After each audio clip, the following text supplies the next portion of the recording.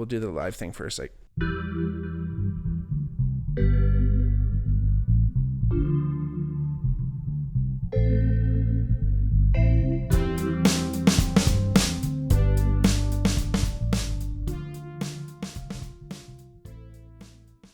oi, oi, oi, everybody. Welcome back to the Bigmark podcast. It's me, your host, Bigmark. If it's your first time watching, welcome. If not, welcome back. Like I always say, if you ever wanted to reach out to the podcast, let us know if you want to hear a topic or if you want to join us as a guest, please reach out at the Bigmark Pod, at the Bigmark Podcast on our X or Instagram. You can hit us up in the DMs there. Your support is more than, like, I can't thank you enough for just being here. That's the best way to support the podcast, is by watching and listening and sharing and telling your friends and letting everyone know. Make sure they're cool. Make sure that they're going to be down with the Bigmark podcast. But, you know, that's the best way to grow the podcast, is sharing it with your friends. It's the best way you can support. But if you want to support further, check out our Patreon, patreon.com/BigmarkPod. And like I always say, you know, I thank you for being here. I thank you for your time. It's the most valuable thing you got. And I really appreciate you spending it with me here right now on the Bigmark Pod Skeezy. Anyway, we're going to be talking about The Boys today. The show, it's on the Amazon Prime. There's 4 seasons so far, going into the 5th season. The next season, whenever it does come out, hopefully it's sooner than later. But they are notorious for taking their time anyway. I mean, not too much longer than many other shows. I mean, it's 4 seasons so far. Debuted July 26, 2019. You know, 4 seasons in 5 years. That's not completely out of the question. Yeah, maybe that's a little long. But now with streaming, like, there's no fucking seasons anymore. There's no, you know, like, I mean, I guess it kind of has fallen back a little bit into that kind of like fall, summer, different types of watching times. But that was like there's a traditional kind of thing with television and, you know, like the big television broadcasting companies. They had like fall lineups and summer lineups and the change, and there's this weird like turnover and sweeps week, all that kind of wild shit. Like, I don't even know about all of it, but you don't really have that exact same stuff. I mean, you have some of the same traditions, or newer traditions, I should say, now with streaming. But again, so who knows to say exactly when the next season will come out, but spoiler alert, if you don't know, season 5 will be the last season. And I guess while we're talking spoilers, spoiler alert on everything. So if you got this far without watching all of season 4, it's been out for a few months now. I'm sorry, but I'm going to spoil some things if you haven't seen the show. So go check it out. If you haven't watched any of it, it's based on a comic by Garth Ennis, who is, I'd call him the Chuck Palahniuk of Palahniuk, however you say, the guy who wrote Fight Club. He's kind of that dude of the comic book world. So shock and awe, just like how deep can we go into the mind, the deep darkness of the mind. He's known for Preacher, which is a comic book series that he wrote, and he actually did a 9-year Punisher run for Marvel. So, I mean, he kind of was built for the boys here. It makes sense. And generally speaking, the boys are the last thing you'd ever want your superheroes to actually be. So it's a world that exists where there are superheroes, you know, same as we know from the comic books, that fly around, run really fast, have super strength, are invulnerable, can set things on fire with their mind, can control energy, like all that shit. We live in a world where that exists, but it's grounded in realism and almost like hyper realism, in the sense of just the gore and carnage that kind of ensues within the comic, and then of course subsequently with the show. So we're gonna be talking mostly about the show. Again, like I said, the show on Prime. Again, debuted July 26, 2019. Season 1 was kind of a little bit more of an introduction to everyone. I mean, it's a great cast. Some of the characters, I guess, kind of come in and out over the seasons, and a lot of them die, trust me. But, you know, kind of your main cast of characters on the show is William Billy Butcher, played by Carl Urban. if you don't know who Carl Urban is, you probably have never seen any type of sci-fi or fantasy movies in the past 20 years.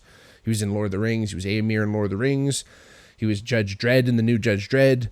He was the one fucking guy from Thor that like has all the guns and stuff that he just like robs the different realms.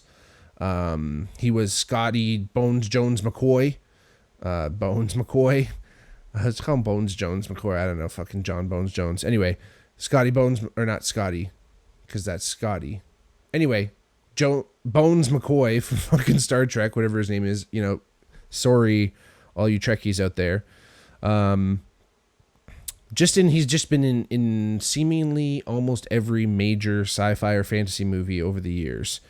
And he does a fantastic job playing Billy Butcher, who is a former SAS member of the SAS, and then has this deep rooted hatred for Homelander, who I'll get to his character in a second, but he's one of the main soups, as they call them, superheroes, which is just short for superheroes, who is the head of this kind of main team. Again, if you haven't seen the show, you wouldn't know what I'm talking about, but he's the head of the Seven, they're called, and he's basically like an evil Superman. But Billy Butcher has this deep history with him and his wife, and there's a fucking mess there. I'll get into it a little bit more when I kind of talk about season 1 here a little bit in a second. Huey Campbell, played by Jack Quaid, the son of Dennis and Meg Ryan. Dennis Quaid and Meg Ryan. He's a civilian tech specialist, but he's just like a normal dude that got completely brought into this whole thing again in season 1 happenings, where his girlfriend gets wiped out by one of the superheroes that has super speed, who I'll mention in a second, named A-Train. So he gets totally swept into this whole thing. And I mean, realistically, Butcher sees him as kind of a vulnerable target and co-ops him, but uses him to his advantage, so to speak. I mean, Huey Campbell has a kind of a rough go at it, which I'll get into in a second as well. Mother's Milk, a.k.a. MM, a.k.a. Mother's Milk, former medic in the U.S. military Marine Corps, played by Laz Alonso. Does a really, really good job. I actually really love this character. He's a really interesting look at OCD and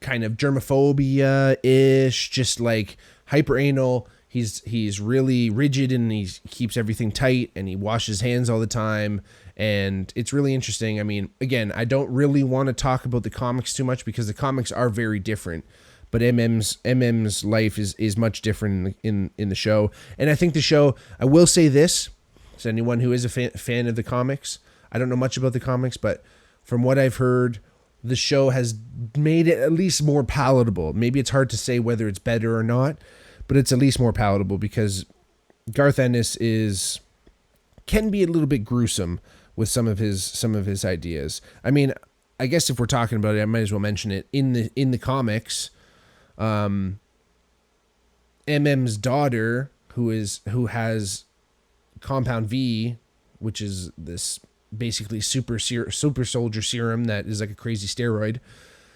She rapidly ages, so she like is fully mature. Like she hits puberty like at 10 and is like fully mature and like does a sex tape with her crackhead mom. And this is like MM's family. So this is what's happening in the comic. So again, it kind of pushes things to the absolute limit. Frenchie's another member of the crew, aka Serge, played by Tomer Capone. He's kind of like the Italian Job style kid dude who just knows everything, can like mix up he's like a chemist, he's like an underground chemist, he knows guns, he knows explosives, he's just kind of the man. Kimiko, who is his love interest, played by Kevin Fukuhara. She's basically this child rebel soldier who has like super strength and healing capabilities. And she's like kind of like full of rage. But yeah, they saved her from this terrorist sect or whatever that had kidnapped her and was like torturing her and making her stab other chicks and stuff. Anyway, it was wild. Starlight, aka Annie January, played by Erin Moriarty, who's a lifelong sincere superhero. She uses energy manipulation. She, like, I guess, takes the power from lights, essentially, Starlight. But she's like a true hero. Like, she actually wants to be a hero in this like kind of fucked up world. And again, another thing in the comics, she's just, they've changed her a lot. And she has a lot more agency in the show and does a great job. Again, now we're getting to Homelander, aka John Gilman. He is Superman if he was evil, like I mentioned. He's played by Anthony Starr, and Anthony just does an amazing job playing this guy. I mean, it's really interesting kind of entering that world of thinking about a superhero and being like, if there was a Superman on this earth who was capable of anything, invulnerable, we couldn't kill him, how would he actually look at everyone? I know Invincible, the show, talks about it a lot too, but like, it's this idea that like he's like a god amongst these people, right? Even amongst other supes, he is just like so uber powerful. And it's that whole idea of absolute power corrupts absolutely. And again, the comics and the show goes into his background quite a bit, and it explains a lot of his proclivities, so to speak. So a lot like Homelander, there are other supes that are basically like knockoffs of real, I guess not real but already existing superheroes, I should say. So Queen Maeve, aka Maggie Shaw, played by Dominique McElligott. Anyway, it's basically a Wonder Woman homage. She's might as well be Wonder Woman. Another one like that, A-Train, who I mentioned before, aka Reggie Franklin, played by Jesse T. Usher, is basically kind of like the Flash. I mean, kinda. It's not necessarily Speed Force type shit. He's just really fast, and he is trained to be fast. The Deep, a.k.a. Kevin Moskowitz, played by Chase Crawford, he is essentially an Aquaman spinoff. So, again, you see that this, like, it's satire we're talking about, people, right? They're using these characters as vehicles and already existing ideas, but, of course, extremely different personalities. Patton Oswalt voices his gills. And again, if you haven't seen the show, you wouldn't know what the fuck I'm talking about.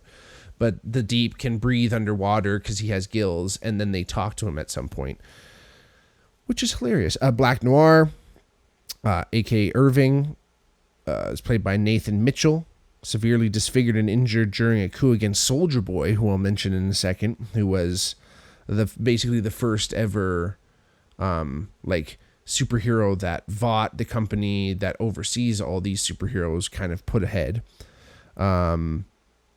He's kind of a wild character. I mean, like, doesn't say anything. So for the first few seasons, the one person who plays Black Noir, anyway, it's always been Nathan Mitchell, but who also has narcolepsy and does fall asleep on set. And they actually wrote that into the character, so he does fall asleep a couple times, and they just leave it the fuck in. But anyway, the first few seasons, Black Noir doesn't say anything. He's really kind of like creepy, and it's a little bit funny, just some of the ways he reacts to certain things or doesn't react to anything.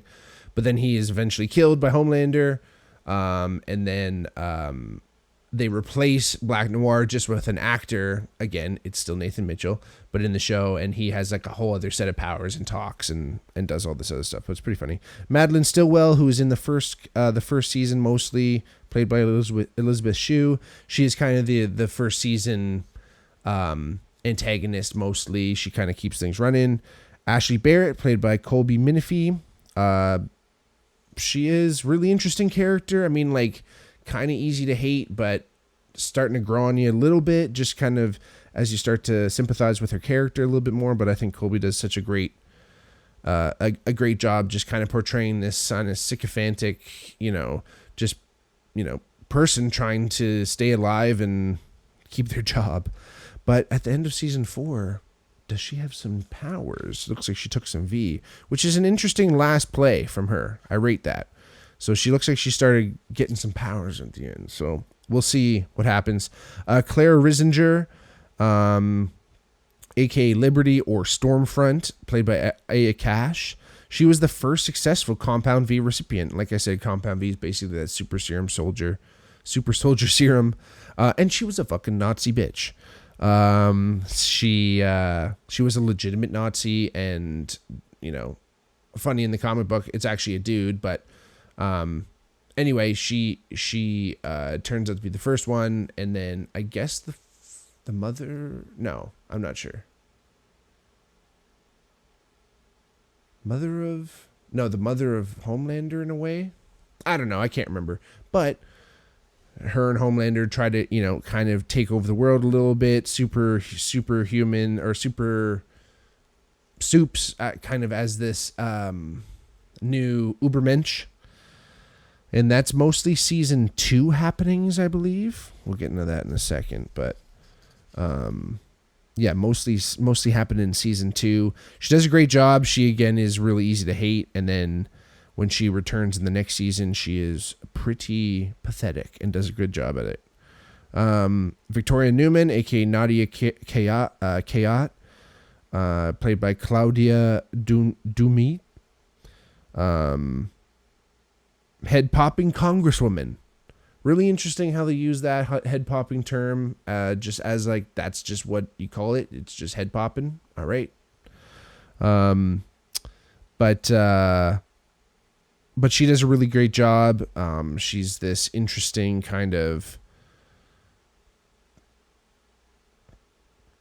She's an undercover. So in the show, she's an undercover superhero. No one knows that she has this superpowers, and she's like in charge of overseeing all these superhero affairs and all this stuff. And then eventually is in line to become vice president, and it becomes this whole thing. And she ends up kind of getting fucked over at the end a little bit, which is greasy. But hey, that's how it goes. And then, like I mentioned before, Soldier Boy, aka Ben, played by Jensen Ackles, of Supernatural fame. He's the first Vought superhero, like I mentioned, like the first, like, you know, main dude. And again, Vought is essentially, you know, like kind of like Disney in this circumstance. It's like the overseeing company that runs all the superheroes and created this Compound V that turned all these kids into superheroes. And Soldier Boy is Homelander's biological father. Speaking of Homelander's biological father, Homelander's biological son is Ryan, played by Cameron Crovetti. He was born of a, like, it's still a little bit like fishy. I don't even know if this is true. I'm pretty sure Homelander forced himself on Butcher's wife, Becca, at the time, and then she became pregnant with little Ryan here. And he's an interesting character. I think Cameron has been doing a great job so far. You know, at growing into the character, literally. You know, he started as a much younger kid and has been growing alongside the character as they are growing too, which is always an interesting thing. It's always cool when you can kind of time that up with the actor as they're aging, and you can write that in. That's also the hard part about taking too long between seasons, because then all of a sudden Ryan looks mad fucking old in between seasons. But anyway, Jessica Sage Bradley, aka Sister Sage, played by Susan Hayward. She's the smartest person in the world. Not just the smartest woman, smartest person in the world. And she's a really cool character. I think, you know, she's, again, all these characters are easy to hate, but she does a really good job. She has an interesting power. Her brain is always growing. So again, she's the smartest person in the world. So if her brain gets damaged, it will regenerate and she'll be fine. And then Firecracker, who's a newer character in season 4, aka Misty Tucker Gray, played by Valerie Curry.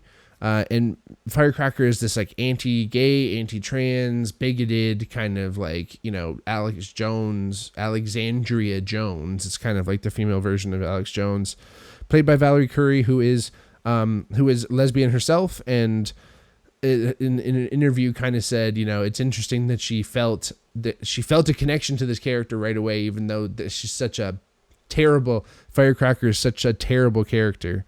But that's the thing about acting, right? Like, you get to explore these areas that you are not. Like, that's what it's not. In fact, yes, it's, it's probably easy to play characters that are close to home and you can just kind of like aka be yourself. But some of these things where, especially if she's ever ever been on the receiving end of some of that bigoted hatred, she can channel that, which is awful. Hopefully she's not reliving that trauma, but at the same time, I think it's interesting being on the other end of it. Sometimes you can kind of enter the character in a more nuanced way because you have this holistic understanding. And then Joe Kessler, played by Jeffrey Dean Morgan, which I thought is funny because one of the scenes in season 4, which is again pretty horrific, Huey's dad, played by Simon Pegg, who actually looks exactly like Huey Campbell in the comics. He has a stroke in the last season, and then Huey and his estranged mom shoot him up with Compound V to try to save him, and he ends up developing phasing powers, so he can phase through walls or any matter for that case. And then he just his brain is fucked up, so he starts killing people randomly, and there's one scene during that time where he's phasing through the wall, and then he phases into a room where there's a handsome dude in a bed talking up at the nurse, and they're kind of talking about maybe they should go for lunch or something. And it reminded me a lot of, and then unfortunately Huey's father then phases into the middle of that man, and he explodes into blood and guts, which again, classic The Boys. Everything's cool, and then all of a sudden there's a pile of guts and blood. But that scene before, when they're just him and the nurse talking, reminded me of Denny from Grey's Anatomy, who was played by none other than Jeffrey Dean Morgan. But Joe Kessler is a fucking hallucination in Butcher's head. So in season 4, Butcher develops an illness which is causing his brain to hallucinate. So that's lovely, and he realizes slowly but surely. Anyway, really cool callback in a sense. But like I mentioned before, season 1 was more of an introduction. Introduced you to most of those characters. A lot of those characters came in later seasons, but that was kind of the meat of it. More or less generally, superheroes aren't what they seem to be. They have the 7, which are the main kind of characters, and it was Homelander, Black Noir, The Deep, Queen Maeve, Transparent, I think. No, what was his name? Yeah, something like that. But he could go invisible. And then we had Starlight, who was the newest member, and then A-Train. So that was the 7 right away. And then the Boys are a CIA operative that has now found a way to try to contain some of this collusion and this corruption that is starting to be seen with these superheroes. People are starting to get wind of it. And the CIA is at least trying to get a hold of how are they going to control these people, because having someone like Homelander out there is nuts. We got to figure out a way to take him down if you need to. It's funny, in the comic, that was a big part of it. It's always the idea, hey, are we going to have to take Homelander out someday because he has this power and he can kill us all? But how do you kill someone like that? Well, in the comic, they cloned... I know I said before I wasn't going to talk much about the comic, but fuck it. They cloned Homelander. I mean, they made him in a fucking petri dish to begin with, but they made a secondary Homelander, and then they just dressed him up as Black Noir, so that's why he didn't say anything, and he was mute, and he was just standing there, because if any time Homelander was starting to fucking go off, Noir was going to be there to fucking pull the trig. So I thought that was kind of cool, but again, they changed it up in the show, which is fine. But again, so the boys are called upon to kind of try to figure out a way to kill these superheroes. And I think this is another reason why Butcher recruits Huey right away, because Butcher has this hatred for superheroes, and he can see in Huey there's that seed that was planted because A-Train killed his girlfriend, just ran right through her, and because he was actually all hopped up on Compound V, which was developed by Vought, which we'll get into in a sec. But Butcher saw that in Huey and was like, all right, I think I can use this guy on my team which is like, again, it's like kind of sketchy. They were like loosely tied to the CIA. It was like kind of unsure if they were even actually real. But it's totally sanctioned and just deep. And the history just goes deeper and deeper. It's pretty cool. But like I mentioned, Vought Industries is kind of like this giant conglomeration that created this super serum, created these soldiers, and started shooting people up, and kept that secret for most of the time. They didn't know. No one knew that this Compound V was what was making superheroes. They just thought, oh, superheroes are born. That's just like how this fucking shit works. But they started shooting people up, and then all the superheroes started figuring that out. And that was kind of all happening in season 1. And then, in the wake of Huey losing his girlfriend, he starts kind of getting, romantic with Starlight or Annie. And that kind of is just starting in season 1. Season 2, like I mentioned before, is all that Stormfront stuff. So all that Nazi business. Butcher learns more about Ryan and Becca, where he thought Becca was killed, and then she's actually alive, and she has a son, and it's Homelander's son because he raped her or whatever the fuck. They had a kid together, let's just say.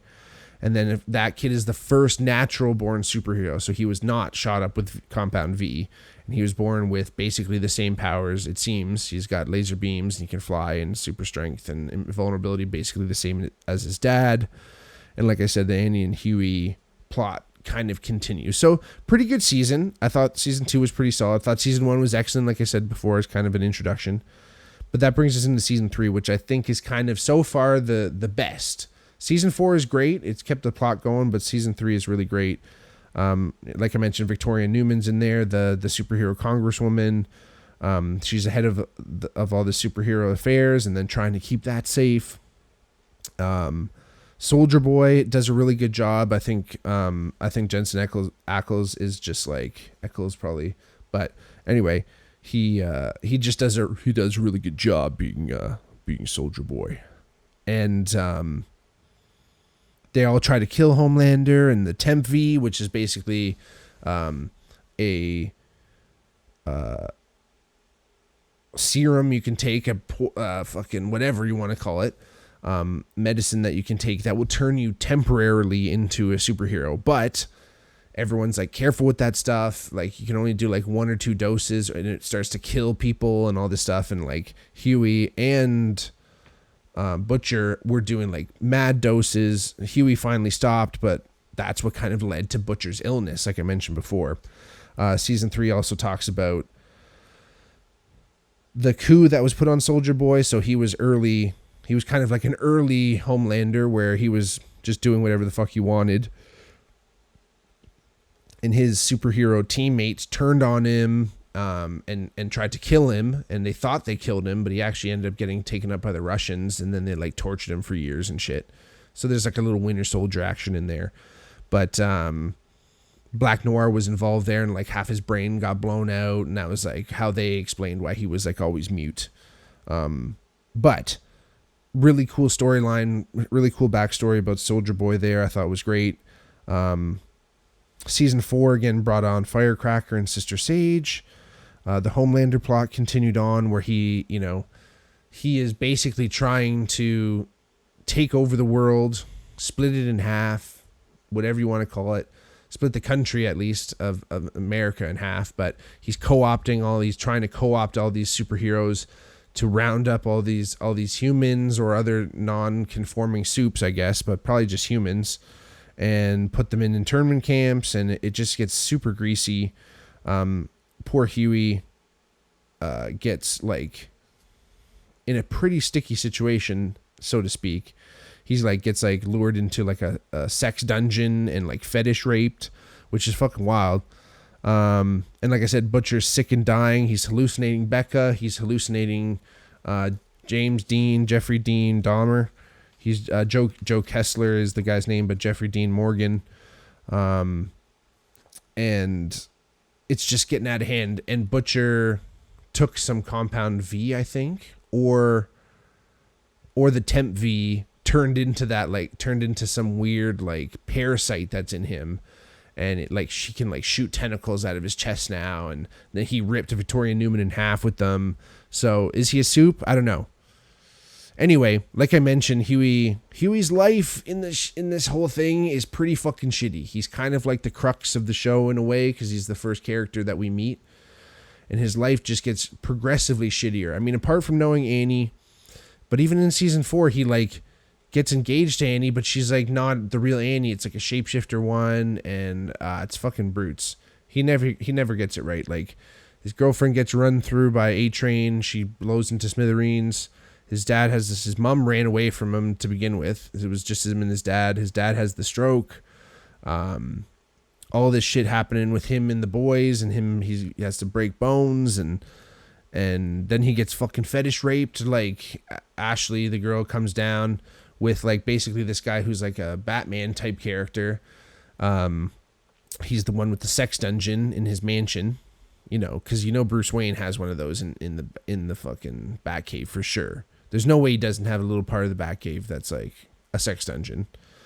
But anyway, Huey gets all tied up there because he's trying to do reconnaissance, and then Ashley basically just tickles his feet and tickles her own fancy, so to speak, and then just gets off that way, completely against his will. He almost gets cut open by Tech Knight. Anyway, the poor guy is not fine, as he says in the show. Starlight's face is starting to become of some concern. I mean, Aaron Moriarty has clearly got a little bit of work done. Maybe things are going to settle out. Maybe, these newer procedures have a little bit longevity to them, and they're done with the future in mind. But I don't know, man. She did a few cosmetic enhancements, and it's changed her drastically. Thought she was a really cute girl before, and now she's sharp. She's not necessarily ugly yet. I mean, her body's incredible, but she's not necessarily ugly. But she is just, it's a little much. It's a little much. But it's a weird thing about this show. I mean, even MM has lost a lot of weight. And is that part of the show? Because he's stressed out in the show, MM the character, but the actor, Laz, has also lost a lot of weight. So what the fuck's going on? But the show is very violent and gory. That's what it's about. The show is visceral and violent and visual, and everything's right in your face. So it's hard not to notice some of these things. You're kind of just glued to the thing. But every once in a while, as soon as you think everything's chill, they're gonna fucking blow someone up in front of your face. You're gonna see some guts flying. You're gonna see some crazy shit. So you gotta be on your toes. And it's kind of one of those shows where I wanted to watch it all, and it took me a while to finish the season. Obviously, I'm doing the episode now. It took me a while to finish the season just because it's hard to take it all in at once. It's just a lot of grease. Anyway, I also noticed that there's a bit of a general formula. If any character ever says something is bad and not to do it because it goes bad or it's been bad, whatever, the other character will always do the thing, or the same character will do the thing, and it will go bad. I.e., don't give my dad, if I'm Huey, don't give my dad Compound V. Only bad things have happened. They give him Compound V, and he fucking winds up inside Denny. So that's the way she goes. But the real crux of the show, what I think the bag ass, whatever you want to call it, the bag ass, the bottom line, the takeaway from this show, that's not just the characters and how the show goes. It's the way that, you can say that it's Ennis, because Garth Ennis, because he created the show, or he created the comic, but the way the showrunners have taken this idea and really blossomed it and created this, it's an amazing template to satirize, our current culture, our current need for this input, this entertainment culture that we have right now, using superheroes as satire to satirize celebrities, athletes, Vought versus Disney, that whole idea where it's there's this giant conglomeration that are just pushing all this idea. It's all PR. It's all about how it looks. It doesn't matter that this person's a horrible person that laser beams people in half. They're still the hero of the country. we're putting all these people ahead, and all the different shows and spin-offs and this and that, and like it's funny because they're actually real superheroes, so it's like, you know, it's kind of an interesting thing. But again, it's just like meta into this whole idea of just like, you know, what Hollywood is, what we see as celebrity, what all these things are just like all constructs, and most of these people probably aren't anything at all like they appear to be on television or on the internet, you know, let alone fucking TikTok and Instagram. People are putting on all types of faces. It's almost never the person you expect them to be. But that's the thing about these superheroes, right? Like Stan Lee and these motherfuckers created these characters as someone to look up to. Let's create a hero that is more than a superhero, you know, a hero that is more than man, more than capable, to create this ideal that if we can shoot towards that ideal, even if we don't make it all that way, we'll land short, and that'll still be, you know, if you shoot for the moon, if you miss, you'll land among the stars kind of thing.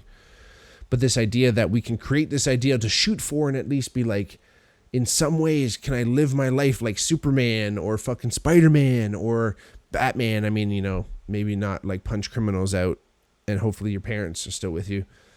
But again, you know, that's that idea where it's like they created this superhero to be this perfect thing. And then the way Ennis looks at it, or way other, you know, Invincible, things like that, the way other people look at these anti-superheroes. They're not just anti-heroes. They're super anti-heroes. I don't know. Anti-superheroes? Super anti-heroes? Superhero aunties? Superhero uncles? Anyway.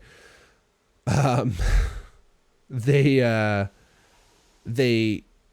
create this idea where it's like it shatters that whole notion of superheroes are these perfect good beings, right? Like, in, you know, anytime you watched a Marvel movie or read a comic book or watched a cartoon, you knew who the superhero was because it was the person in the shiny, you know, costume, and they were, you know, saying all the good stuff and beating all the nasty criminals.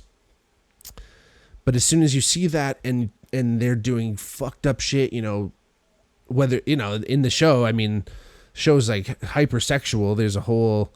It's a whole run in the comic book. It's not even like a part of the main thing. It's like a whole offshoot run called Herogasm, and it's all about like superhero orgies. So again, it's like, that's the thing. It's like the same thing with athletes and stuff. What do you think they're fucking doing at Olympic Village? But again, it's these ideas where it shatters this kind of veil that we think, oh, they're wholly good, but no one's wholly good. Nothing is wholly good. And that's what the whole premise of The Boys is. It's going into this whole thing where, and then the boys, the fucking characters that are killing these superheroes are terrible people, but they have goodness in them. So there's all, you know, terrible people in the sense they've done terrible things. They've had terrible things happen to them. You think, who are these fucking people? Why are they still doing this? But yet they still keep kicking at it. They still find the capacity to love Kimiko and Frenchie, Huey and Annie, whatever the fuck's happening with Butcher, MM, you know, all this shit. It's like, there's still this capacity for goodness, even amongst absolute treachery, absolute violence and gore. Again, this show is pretty heavy duty, so if it's not for the faint of heart. But if you're still with me here, you've probably watched the show. So again, thank you for watching the show and also watching and listening to this podcast, because I'm really looking forward to season 5. It's going to be the last season. We'll see what happens. We'll see what kind of powers Ashley has. See what the fuck's going on in Butcher's chest. Is MM going to fucking figure it out? Is he going to put on 20 more pounds, get back to his fighting weight? What's Annie saying? Is she going to get more plastic surgery? No. But what's happening there? You know, tell us what's going on. Anyway, there's a lot of cool cliffhangers. It's going to be really interesting to see what happens. The president has been arrested in the show. The new president is a complete patsy to Homelander. So Homelander's basically running the country, and he found out that Soldier Boy is still on ice, and he's going to revive him and basically probably use him to kill Billy Butcher. So we'll see what the fuck goes down. I kind of really want to read the comics. As fucked up as they are, it sounds fucked up. I've never really read comics. Uncle Mark, have you ever read The Boys? Tell me. But I've never really got into it. Maybe that would be like my first run, but how much would that cost? I wonder. What's a comic book cost? Anyway, thank y'all for listening. Go watch The Boys if you haven't seen it. Go watch it again if you have. Thank y'all for listening. Thank y'all for being here. I love y'all. We'll see you soon. And remember what Butcher said. He said, oi, oi, oi, Yui. Homelander done me wife in, and he nicked me wee lad. We gotta go get him. Right. Anyway, that was my Butcher impression. Bear with me. Love y'all. Talk to you soon. Peace.